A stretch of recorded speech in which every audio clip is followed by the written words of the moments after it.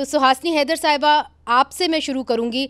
दोनों जो गए हमारे बिलावल भुट्टो जरदारी साहब उधर और इधर आए डॉक्टर जयशंकर साहब, तो दोनों को जब एयरपोर्ट पे रिसीव करने गए तो फॉरेन मिनिस्टर्स नहीं गए, जाहिर है कि डिप्लोमैट्स गए, सीनियर डिप्लोमैट्स गए, मगर गए। So that is an indication कि इस वक्त रिलेशनशिप दोनों की कहाँ है।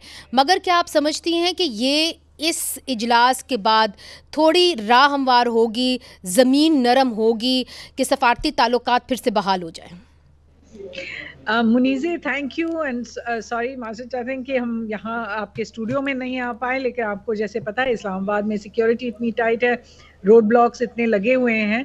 आप जहाँ तक डॉक्टर जयशंकर का यहाँ पाकिस्तान आना है, मैं ज़रूर समझूंगी कि जैसे सबने कहा है कि ये एक मल्टीलैटरल इवेंट है, कोई बायलैटरल की गुंजाइश भी नहीं है और शायद कोई होगी भी नहीं, हमें शायद पता भी ना चले, क्योंकि आप और हम वहाँ उन बंद दरवाज़ों के पीछे नहीं है जहाँ पर जो लीडर्स मिल रहे हैं कल एससीओ में।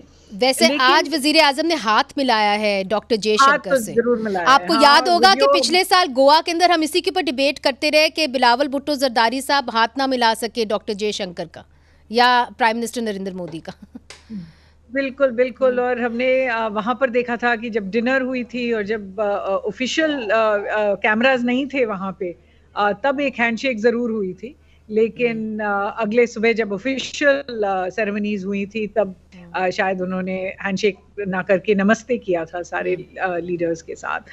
Muneeze, on a more serious note मैं कहूँगी कि ये जो एससीओ का समिट है, आई डोंट थिंक इसको उस तरह से देखा जाए कि कोई पहल नेसेसरली हो सकती है इस विजिट में, लेकिन हमें याद रखना पड़ेगा कि इंडिया हैड अ चॉइस कि अभी तक जो भी, जैसे सार्क के मीटिंग्स में तो इंडिया के कोई नुमाइंदे नहीं आ रहे हैं इतने साल से, लेकिन एससीओ के भी मीटिंग्स में, जैसे पिछले महीने हुआ था एक ट्रेड का मीटिंग, वहाँ भी हमारे कॉमर्स सेक्रेटरी ने अटेंड किया था वर्चुअली।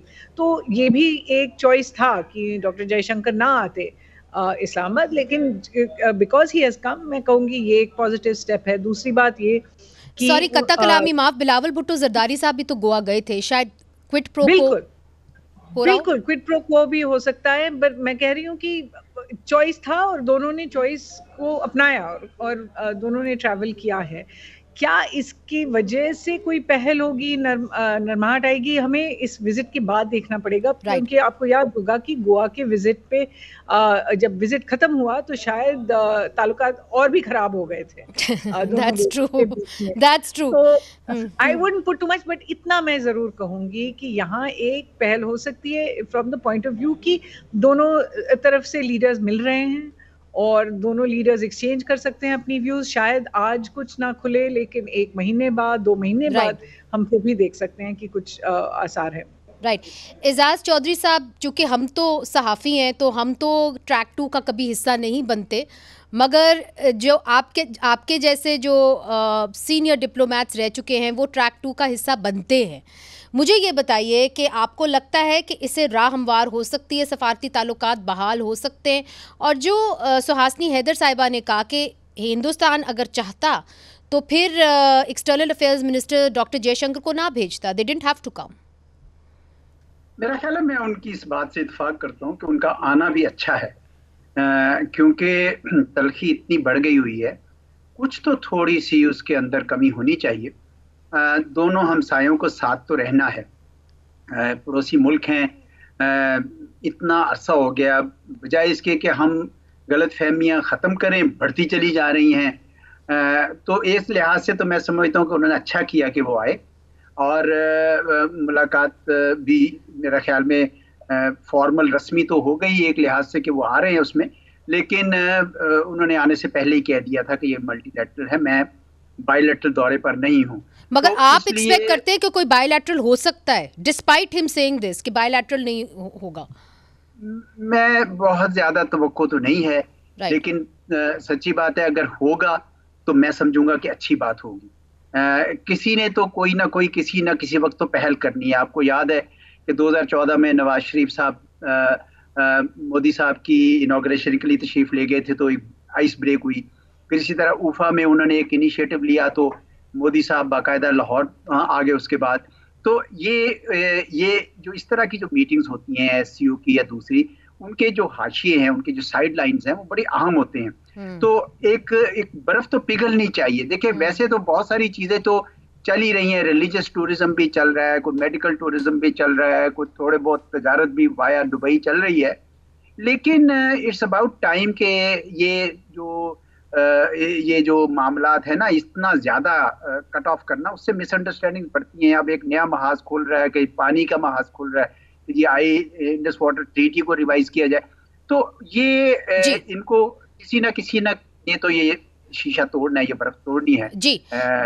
मगर चूंकि आपने बर्फ पिघलने की बात की, तो स्मिता शर्मा साहिबा, आपने कल देखा कि मियां नवाज शरीफ जो पाकिस्तान मुस्लिम लीग नून के सदर हैं, उन्होंने एक बयान दिया भारतीय सहाफ़ी बरखा दत्त को, और उन्होंने वज़ीर आज़म नरेंद्र मोदी के लिए ये बयान दिया कि मैं चाहता हूं कि मेरी और उनकी मुलाकात हो in not so distant a future, के जल्द ही मेरी उनके साथ मुलाकात हो और हम बाहमी ताल्लुकात के बारे में बात करें। तो उससे आपको लगता है कि दिल नरम हुआ होगा डॉक्टर जयशंकर का? Hi Munise, good to be here. Hello Ajaz साहब, and सुहासिनी सेट कि आपकी स्टूडियो में होना था, नहीं पहुंच सके यहाँ के ब्लॉकेज की वजह से। और एक सिर्फ करेक्शन कर दूं कि एक्चुअली मैं पिछली दफा 2019 में इंसिडेंटली फॉर अ ट्रैक 2 ही आई थी। ट्रैक 2 में तो हम जर्नलिस्ट शामिल हो जाते हैं, ट्रैक 1 या 1.5 में एजाज साहब जैसे ब्यूरोक्रेट्स डिप्लोमेट शामिल होते हैं। तो वो लास्ट आई थी मैं 2019 में। देखिए दिल तो लोगों के सख्त हैं, जहां तक आप प्राइवेटली आप कुछ भी कर ले, जब पब्लिक ऑफिस में होते हैं तो फिर दिल नहीं, आप दिमाग से काम करते हैं। दिल पिघलने से कुछ नहीं होता। इनफैक्ट कल हम लोग actually on a lighter note we were asking कि अगर मियां साहब कह रहे हैं कि नॉट सो डिस्टेंट फ्यूचर में मुलाकात हो, क्योंकि इस वक्त तो मियां साहब is in a personal capacity, तो क्या उनकी वापसी के कोई संकेत नजर आ रहे हैं into the prime minister's office, जिसके हवाले से वो कह रहे हैं कि may be he should be able to meet prime minister Modi in a particular capacity.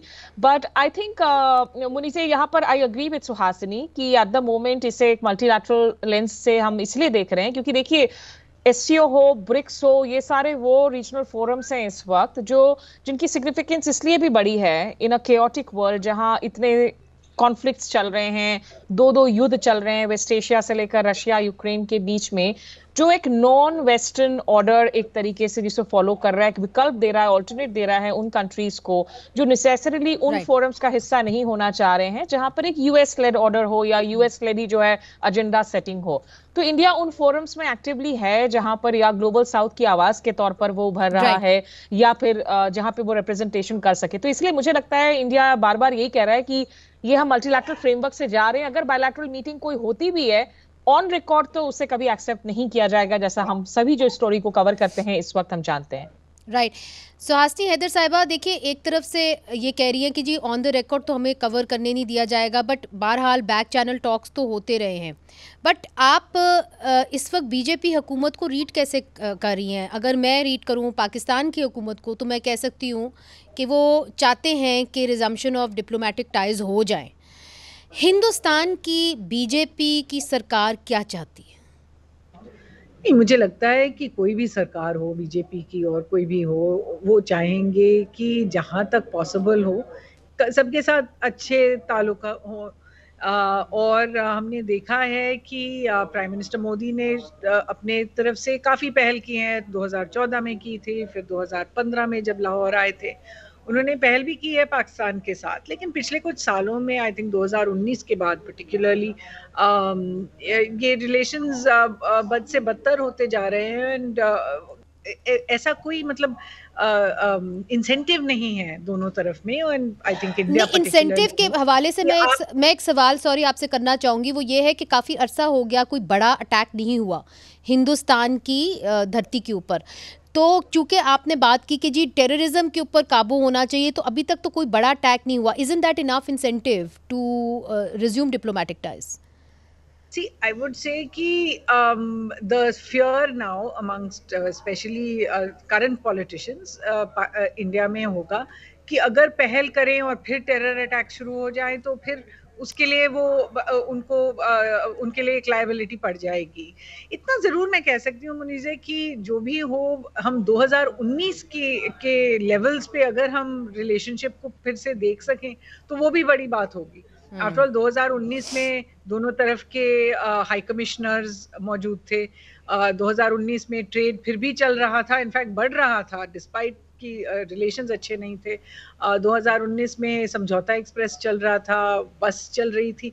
तो मैं सोचती हूँ कि वहाँ पर पहल होनी चाहिए, और ट्रेड के हवाले से और रोड एंड रेलिंग्स के हवाले से तो कैंसल तो पाकिस्तान की तरफ से हुआ था। तो I am not getting into कि कौन पहले जाए, बट आई वुड से कि जो मिस्टर जयशंकर ने काफ़ी चीज़ें कही हैं पाकिस्तान के हवाले से पिछले कुछ हफ्तों में। उन्होंने कहा कि the time of continuous talks is over, कि अब टॉक्स उस पे डिपेंड है कि आपकी तरफ से क्या आएगा। उन्होंने कहा अगर पाकिस्तान से पॉजिटिव आएगा तो हम पॉजिटिव होंगे, अगर नेगेटिव आएगा तो हम उस पे रिएक्ट करेंगे। तो आई थिंक एक सॉर्ट ऑफ अंडरस्टैंडिंग है कि अगर पाकिस्तान पहल करना चाहे, और इमरान खान की गवर्नमेंट ने भी कोशिश की थी ट्रेड को वापस बहाल करने के लिए, फिर कैबिनेट में वो नहीं हो पाया। तो अगर पाकिस्तान की तरफ से कोई पहल आए तो आई थिंक दिल्ली की तरफ से भी उसका रिस्पॉन्स अच्छा होगा। एजाज़ चौधरी साहब, इन्होंने दुरुस्त फरमाया कि इमरान खान की हुकूमत जो है वो चाहती थी कि तजारत हो। आपको याद होगा कि काबीना ने ये फ़ैसला भी कर लिया था कि जी हम तजारत करेंगे हिंदुस्तान के साथ, मगर फिर उनको अपने ही लफ्ज़ वापस लेने पड़े। तो हिंदुस्तानी हमेशा ये कहते हैं कि जी तजारत अगर किसी ने रोकी है तो पाकिस्तान ने रोकी है, आपके पास एक नोटिस है, आप उसके ऊपर दस्तखत करें और ट्रेड फिर से बहाल हो जाएगी। तो हम कह तो रहे हैं कि हम ट्रेड चाहते हैं, तो फिर क्यों नहीं हम दस्तखत करते इस कागज़ के ऊपर? मेरा ख्याल उसी साल जनवरी में हिंदुस्तान ने ये कह के कि आपका MFN आपने हमें नहीं दिया, वो काट दिया, और साथ में 200% duties on all imports from Pakistan कर दी हुई थी। अच्छा, तो वो तो ऑलरेडी पाकिस्तान से तो तजारत ख़त्म ही हो रही थी। तो मेरे ख्याल में जब फिर कश्मीर वाला डिसीजन आया 2019 के अगस्त में, तो उसमें फिर मेरे ख्याल में कोई तजारत ख़त्म करने में पाकिस्तान को शायद इतना नहीं था।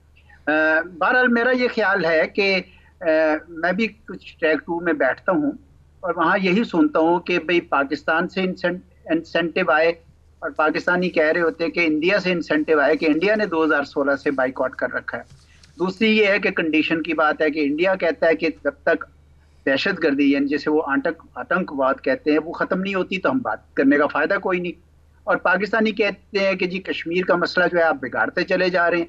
तो ठीक है, दोनों चीज़ों पे बैठ के बात कर लें और उसमें कोई हर्ज तो नहीं है। लेकिन जब आप डायलॉग रोकते हैं, खुसूसन किसी दहशतगर्दी के वाक़े के बाद, तो जो लोग इंडिया पाकिस्तान के दरमियान अमन नहीं देखना चाहते हैं, पीस नहीं देखना चाहते हैं, आप बेसिकली डायलॉग रोककर उनके एजेंडा को, उनके ऑब्जेक्टिव को आगे बढ़ाते हैं। तो इसलिए मेरा ये ख्याल है कि ये कहना कि अनइंटरप्टेड डायलॉग नहीं होना चाहिए, मेरा ख्याल में होना चाहिए, क्योंकि ये तो कॉमन एनिमी है टेररिज्म।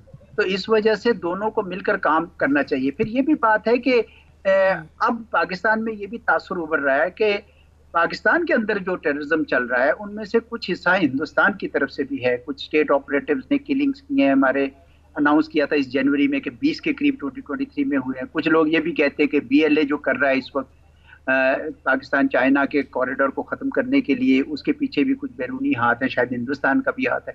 तो मिसगविंग्स बढ़ती चली जा रही हैं दोनों तरफ से। इस वजह से मेरा ये ख्याल है कि कभी ना कभी किसी ना किसी पॉलिटिकल लीडर को ये बैरियर तोड़ना होगा कि पहले कौन बैठे और किस तरीके से बैठे।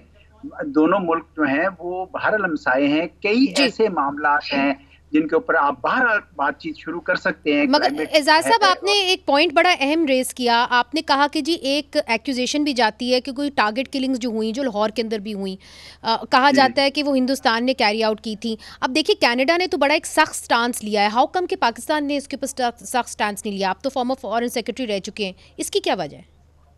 पाकिस्तान ने मेरे ख्याल में बाकायदा अनाउंस किया था, 2 बंदों के तो मुकम्मल सबूत थे और बाकी जो है ना 18 की इन्वेस्टिगेशन हो रही थी। मेरा ख्याल है कि उन्होंने कहीं वो इंफॉर्मेशन शेयर भी की है जिस तरह अमूमन UN में की जाती है। मगर वो सख्त स्टांस नहीं लिया जो कनाडा ने लिया।